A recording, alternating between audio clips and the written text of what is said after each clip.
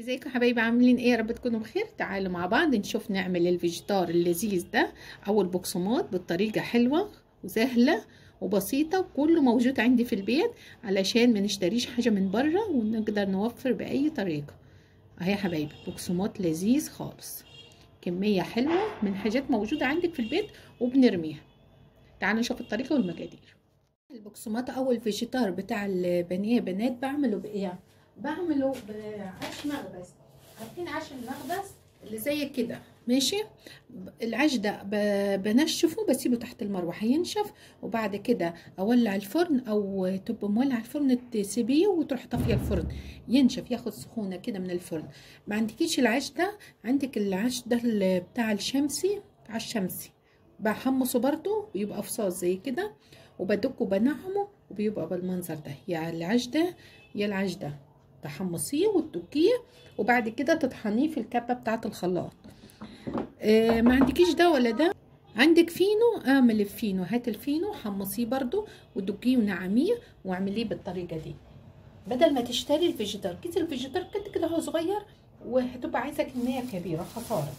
انا هنا طحنه معاكم من العيش ده ومن العيش ده، طحنه من العيش الشمسي ومن ده، دقاه ونعماه وطحناه في كبه الخلاط. دول 3 كوبايات يا بنات، دول 3 كوبايات بقسماط. هحط لهم نص كوبايه نشا، هحط لهم نص كوبايه نشا وهحط لهم كوبايه دقيق، يبقى نص كوبايه نشا وكوبايه دقيق. اهي يا بنات نص كوبايه نشا، ماشي. يبقى حطيت نص كوبايه النشا، ده 3 كوبايات بقسماط مطحون، وحطيت لهم نص كوبايه نشا وكوبايه دقيق، ماشي. الدقيق العادي، الدقيق الفينو العادي. بس هعمل ايه دلوقتي؟ هحط نص معلقه صغير بابريكا، وربع معلقه صغيره فلفل اسود،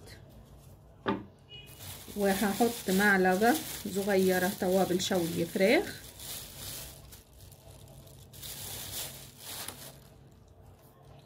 وهحط تاني لو عايزاه سبايسي حط شطه، مش عايزه ما تحطيش براحتك، الشطه اختياري مش اجباري. هحط نص معلقه صغيره شطه، وهحط نص معلقه كمون ونص معلقه كزبره مطحون، كله بالمعلقه الصغيره يا بنات، ماشي.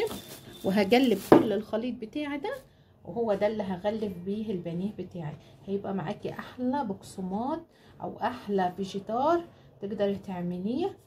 هقلب كل الخليط، هجيب حاجه اكبر واقلبه وارجع لكم.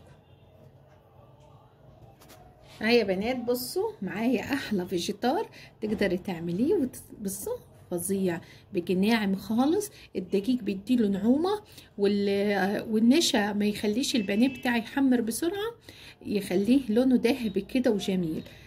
تعالوا بعد كده عاد انا هنزل لكم فيديو الفيجيتار ده او البقسماط، فيديو لوحده، والبانيه تتبيله البانيه وتخزينه لوحده، علشان ما اطولش عليكم الفيديو. كده احنا خلصنا البقسماط بتاعنا او الفيجيتار.